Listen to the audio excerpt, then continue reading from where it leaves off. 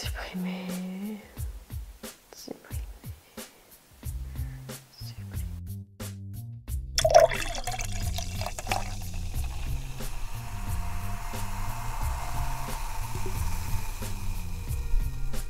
Hey, bonjour à tous et bienvenue sur ma chaîne. Donc comme vous avez pu le voir dans le titre de la vidéo, aujourd'hui je voulais vous parler d'un sujet super important, c'est l'influence des influenceurs. En voyant dans mon feed, je vois bien qu'il y a des gens que j'admire et que je respecte profondément leur travail et que j'aime beaucoup ce qu'ils font. Ce que je respecte, c'est que ces gens-là ont des vies qui sont tout à fait extraordinaires, ils ont l'occasion de voyager, de découvrir plein de choses. Ils ont une vie vraiment que plein de gens pourraient les envier. Et ils font vraiment quelque chose qu'ils aiment, probablement quelque chose où ils sont doués. Puis des fois je me demande si les influenceurs que je suis, comment ils réussissent à m'influencer, dans quel aspect de ma vie. Donc comme je vous dis au début, je suis super impressionnée par leur travail, je respecte beaucoup ce qu'ils font. Je ne me doute pas que pour avoir des Instagram et d'autres types de réseaux sociaux aussi populaires, il faut qu'ils mettent beaucoup de travail, beaucoup de temps. Et je respecte tout ça. Mais n'empêche que ces derniers temps, j'ai commencé à me poser pas mal de questions. Donc en voyant tous les matins le même type de contenu, parce que c'est ce que je fais le matin, donc quand je me réveille, j'ai souvent l'habitude de scroller par exemple sur mon Instagram, voir ce qui s'est passé et tout ça. Et les gens que je suis ont souvent les mêmes types de photos, donc des photos assez idylliques, assez extraordinaires de leur vie, qui sont dans des défilés, dans des événements. Et j'ai commencé à me dire, est-ce que vraiment ce que je voyais là m'influençait positivement et m'aidait à avancer. Donc, comme je suis une personne qui accorde beaucoup d'importance à ce qui va à mon cerveau, donc au type d'infos que je donne à mon cerveau, je me suis légitimement posé ce type de questions. Et je vous encourage vivement à faire pareil avec les gens que vous suivez. Donc, ce qui est important à comprendre, c'est pas le type de gens que vous suivez. Donc, bien sûr, peut-être que vous suivez des gens donc pour la mode, le style de vie, les voyages, etc. Donc, on suit tous des profils selon ses intérêts. Et récemment, donc sur certaines de mes vidéos, j'ai eu des commentaires des gens qui me disaient « Ah, écoute, tiens, ça change de voir ce type de vidéo. » Et ça a un petit peu suscité mon intérêt parce que je me suis dit que du coup, c'est vrai que moi aussi je ressens que des fois je ne retrouve pas toujours les choses que je veux chez les influenceurs. Donc, par exemple, si vous allez sur YouTube, vous allez dans le contenu tendance, vous allez dans les tendances, vous allez voir que toutes les vidéos qui sont dans les tendances, c'est tout de suite des vidéos de divertissement. Et il n'y a aucun mal à ça, il n'y a aucun mal au fait que ce soit du divertissement, je veux dire.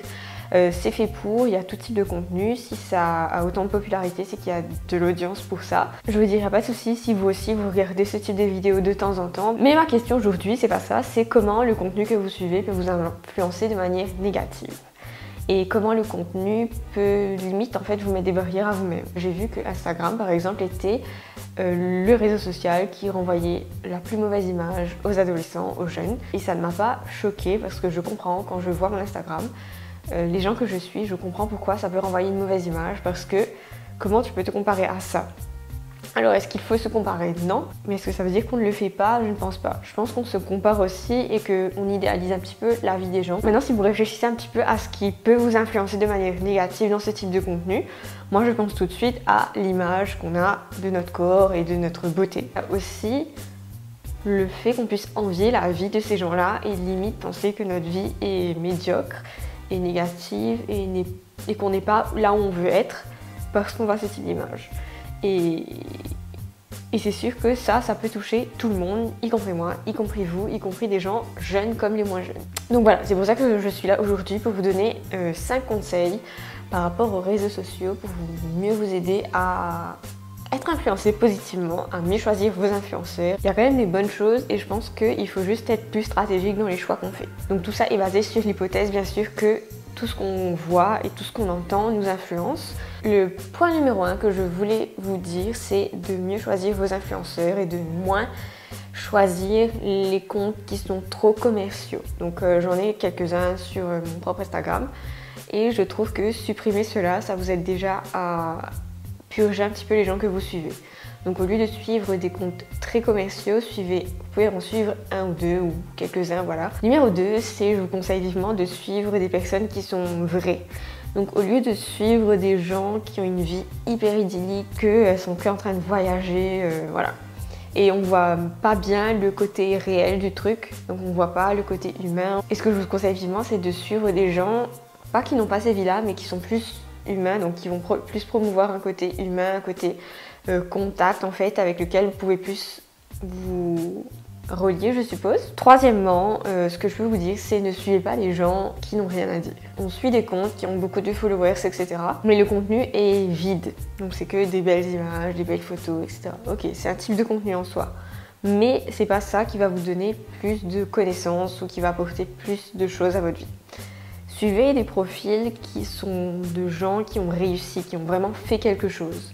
Pas seulement des gens qui ont un nombre d'abonnés extraordinaire, donc des gens qui ont réussi dans la vie, donc par exemple des gens qui ont lancé une entreprise, des gens qui sont super inspirants, des gens qui partagent des choses avec vous. Quatrième point, pour ne pas vous laisser trop influencer de manière négative, c'est de savoir où est la limite du voyeurisme. C'est une des choses qui fait fonctionner les réseaux sociaux, c'est le fait qu'on puisse tout savoir sur la vie de quelqu'un juste en allant sur son profil. Et je vous conseille vivement d'éviter ça, donc de pouvoir vous donner une limite pour ne pas tomber dans ce voyeurisme et ne pas perdre votre temps en fait à aller explorer les recoins de la vie d'une personne alors que vous pouvez passer clairement ce temps-là à améliorer la vôtre. Cinquième point que je peux vous donner, c'est de ne pas oublier votre voix. Donc votre voix dans vos réseaux sociaux, c'est-à-dire que des fois on a tendance à un petit peu copier ce qui se fait et des fois on tombe vraiment dans la copie, donc vraiment on essaye d'être autre chose que soi-même et ça m'arrive à moi, ça m'arrive à plein de gens sans qu'on sache parce qu'on est tellement influencé que finalement quand tu as envie d'écrire quelque chose que toi tu voudrais dire, tu sais pas trop ce que tu vas dire et tout ça. Donc sur ce, j'espère que cette vidéo vous aura fait du bien, vous aura apporté des nouvelles infos. Dites-moi ce que vous en avez pensé en commentaire parce que je pense que c'est un sujet qui est vraiment d'actualité, c'est un sujet qui me touche beaucoup. Je vous dis, n'oubliez pas de vous abonner si ce n'est pas déjà fait. Moi je vous dis à très vite et prenez soin de vous.